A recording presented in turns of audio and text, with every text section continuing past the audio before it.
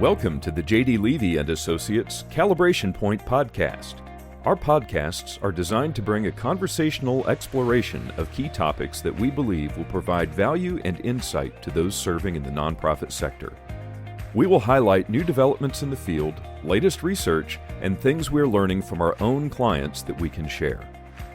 If there are topics that you would like to see explored, please send them to us through our website at jdlevyassociates.com.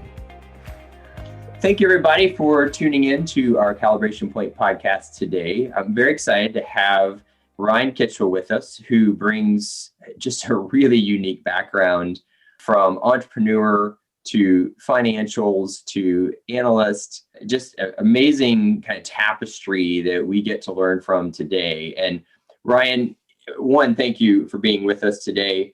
And number two, you have a really robust background. So I'm going to let you just take a minute and kind of share what that journey has looked like. And then we're just going to navigate through some of the things that you have seen that we believe that the nonprofit sector can really pull from based on the kind of background and experiences that you have had. Well, Jamie, thank you for having me on, and great to be with you all.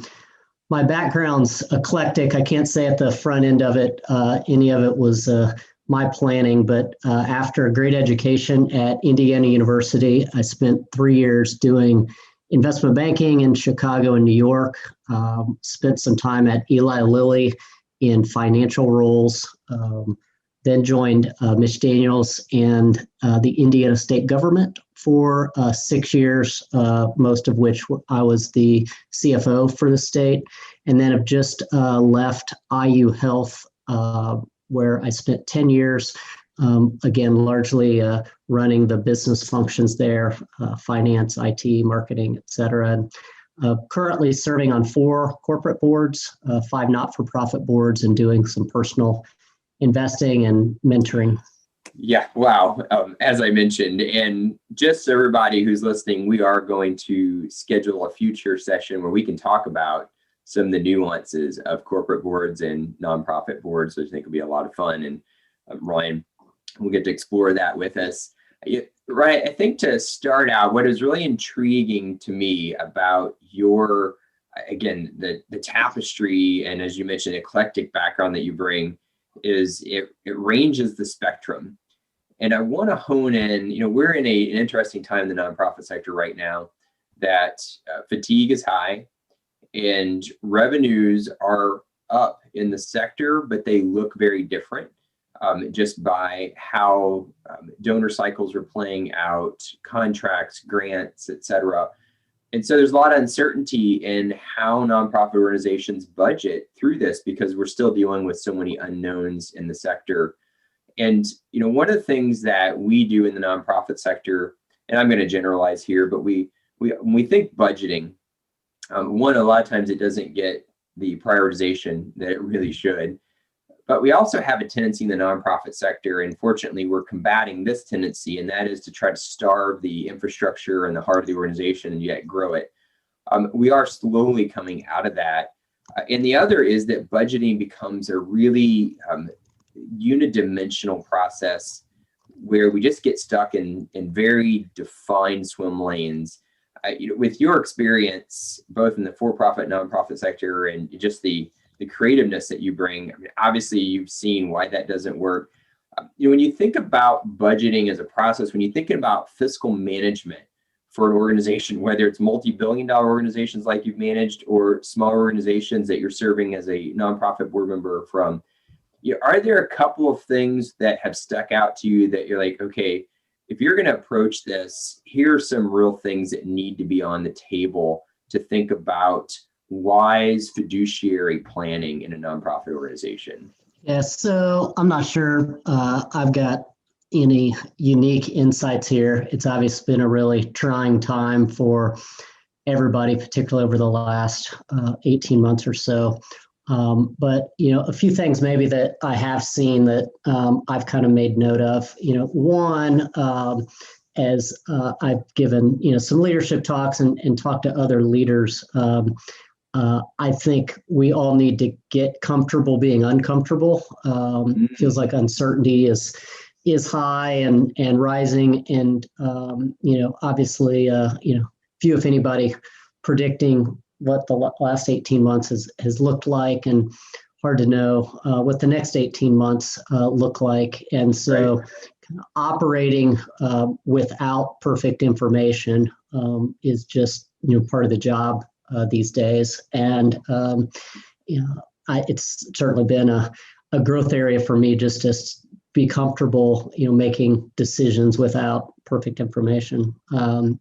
Your point about kind of the revenue and expense piece, I think few, if any, organizations I've seen, are able to cut their way to prosperity. And while expense management is important, and happy to kind of talk, if it's helpful, about some of the ways that I've approached that in some of the places I've been, I do think thinking about alternative, new and creative revenue sources is certainly part of how to manage through financial adversity. And I like to go back to the why, to the mission statement, rather than kind of doing the line item bottoms up budget. Some people talk about zero base or whatever, but I like to just start with trying to get alignment at the board and senior management level around if we only do one thing this year, that we've got to absolutely nail it on. What is that thing that we need to do? It's the most important thing we're doing, and start there. And make sure everybody's kind of aligned around why we exist and what problem we're trying to solve. And to the extent you can afford to do that as well as you need to, you can start thinking about the second or the third item. But I have found that helpful to really kind of highlight if there's some things that we're doing that maybe aren't in that top 1 to 3 items. Maybe there's some opportunity there to reinvest some of those resources to do some of those more important things even better. That's a really good perspective. And, what it makes me think about is budget planning starts with why, and, fiscal management starts with why. And I can almost envision from what you're sharing, viewing the organization on a matrix and really answering that why question about each of our core cost centers, whatever that is, large or small, as a nonprofit organization, and really being able to answer the why and allow that to guide us in, answering, the question of what is return on investment, right? And not just think, oh, we have to cut a budget, but rather we have to invest in the why. And the other piece that you said that's really sticking out to me, and I love it, I'll have to coin you when I teach, and that is we can't cut our way to prosperity. And it's such a great statement because you're absolutely right. And in the nonprofit sector, we traditionally kind of fall into that fallacy often, that instead of how we increase revenues or make strategic reduction decisions, we try to cut and think somehow we're going to grow from that perspective. When you add that in to just the uncertainty of kind of where we are and how the sector is evolving, when you looked at your roles, guiding some of the largest, fiscal budgets in the billions of dollars, and now guiding even some of the smallest in the nonprofit sector, asking the why is powerful. Talk to us a little bit about who is at the table. And what I mean by that, in the nonprofit sector, when it comes to fiscal management, when it comes to budgeting, there's often we often don't do the why exercise you just talked about, but we often don't have the right people at the table. And I mean that from the standpoint that it's easy to fall into whoever has the hat is the person that we think is the person who takes care of all things budget and financial. I can only guess and believe that in your experiences and as successful as you've been, that who's at the table probably looks different than the thinking that we often adopt in the nonprofit sector, is that, well, that's the treasurer who just creates the budget, and we go with whatever, or just the finance committee. Can you talk to us a little bit about who's at the table in that understanding, that process of really determining, I would say, financial impact and how we navigate financially in uncertain times? Yeah, so obviously different in different organizations, but a couple of things come to mind. Just listen to how you framed that. So one, I think, in every organization I've been involved in, the people are the most important asset. And you've got to have some folks around the table who are focused on the impact to the team, the organization, at large, and kind of being keen into whatever this program approach is going to look like, and some of these efforts, making sure that that most valuable resource, your talent, you don't lose, and ideally, it's actually an opportunity to build morale and inspire them. And so I would think about, as a corporate sense, someone running human resources, or, some people that are plugged into the organization, absolutely need to be, at the table. Another one that I think is undervalued is the communication piece of this. And I don't think you can over communicate on these issues while you're doing bringing people back to the mission, bringing them back to why they joined the organization in the first place. And some of the best approaches I've seen in this have that communication or even marketing, specialist at the table. I've seen people actually, kind of brand these efforts, and again, really try to not have it as a demoralizing effort, but rather something that truly inspires the organization to see. And then you really get that level of commitment. I knew in one of my favorite days when I was in state government, I was the CFO in the 2008 and 2009 time period when times were very difficult for many, including state governments.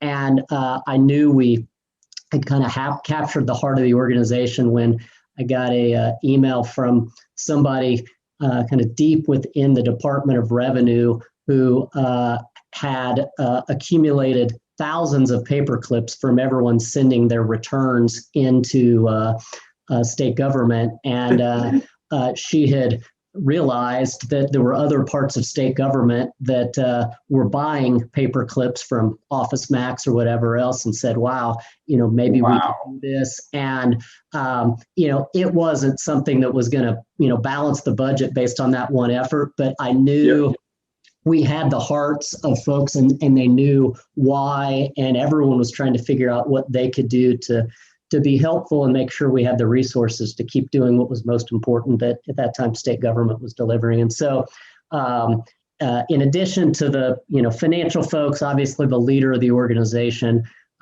those are a couple other roles that I think I would absolutely encourage you to make part of the process. Oh, I love that. And so you just really took something that I'm passionate about, and that is viewing fiscal management and budgeting as an opportunity for creating impact and prioritizing values. And you added another piece to that equation that I love, and that is the idea that the financial management process, budgeting included, can be inspiring and build morale within an organization. I mean, you imagine if we could begin to turn that narrative in an organization in the nonprofit sector, to your point, from being one of the idea of draining and often low morale to one of, hey, we're going to go into a process of inspiration and morale development, which is how we build our budget. I love that. Yeah, that's a phenomenal perspective.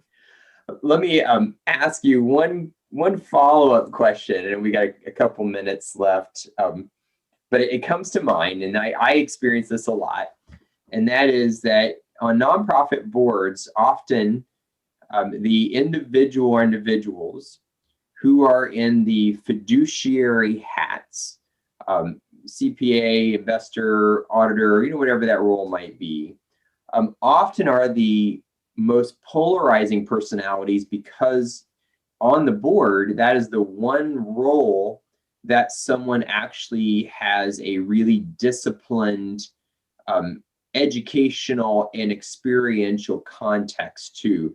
Fundraising, we might have people who, are specialists in that. Governance, you may get people who get organizational development, leadership. But, on the finance committee, you often have people who are CPAs or CFOs in other parts of their life, and they can come in with really strong personalities. And often those strong personalities keep us within a swim lane because they're not willing to do some of the things that you're talking about, Ryan. Do you have one closing tip or anything for those that are like, oh, hey, I love this, but how do I get past the really tough financial personality that I have on my finance committee that keeps us in an isolated swim lane? Any advice for that leader who's listening to this thinking, there's light on this tunnel and I want to go there, but I got a block I got to work with? Yeah, so I may be that person on some boards. It's good advice to me, and so I'm not sure I'm the best to give it. One thing that has just been an adjustment and something that I need to remind myself often about. I in a couple of the prior professional roles that I had would have financial teams that I was working with that were in the hundreds of people. And one of the not-for-profit boards I'm on is the financial team is 2 people, and which is appropriately sized given the size of that organization. And so one advice, I guess, is just on the nominating process. Making sure that you are bringing folks in, particularly, kind of with the background you're talking about, that can kind of zoom in and out and kind of change scale and expectations, just recognizing that, the organizations are different size and may need to be, managed differently. I think one of the best things that on some of the not-for-profits that I've been involved in that those leaders have done is really just pulling me into the work of the organization and getting away from the board meetings and looking at budgets and some of those things, but really kind of rolling up your sleeves and going and serving in whatever capacity makes sense for that organization. And to me, it's really just kind of helped me understand the size, the scale, how hard some of those jobs are and the work that they're doing, and frankly probably softened my heart a bit just around some of the things and expectations that they don't have armies of consultants that they're bringing in to do things that are going to make the board packets look shiny and some of the things that you may be accustomed to at very large organizations. But it means your role as a board member should really, I think, probably be more one of encourager and supporter as opposed to being the hammer that maybe some people play that role in really large organizations. That's an excellent perspective, and it is a challenge that we have, and I'm glad to hear you be able to talk to that, especially in the way that you did. And I think what I'm taking away from that, which I'm a big believer in, but even more so after hearing your perspective, and that is immersion. Being sure that every person on the board is getting immersed in the why, which goes back to your point earlier. Start with the why and the vision, and we can't do budgeting and fiscal management if we don't have clarity on that and how we connect to it. Phenomenal perspectives, Ryan. I really love this. Like I said, I've taken a couple new things for sure out of this that I didn't even think about that I'm going to start using as I teach and work with organizations, saying, hey, you got to go listen to Ryan's podcast with us. I think you're going to really like the perspective we've taken on understanding budgeting and fiscal management. Ryan, we will for sure have you on again. I so appreciate your time and just can't thank you enough. Great to be with you, Jamie. Thank you so much. Thanks for listening to the J.D. Levy & Associates Calibration Point Podcast. If you have comments or ideas for future episodes, please reach out using the contact page on our website, jdlevyassociates.com.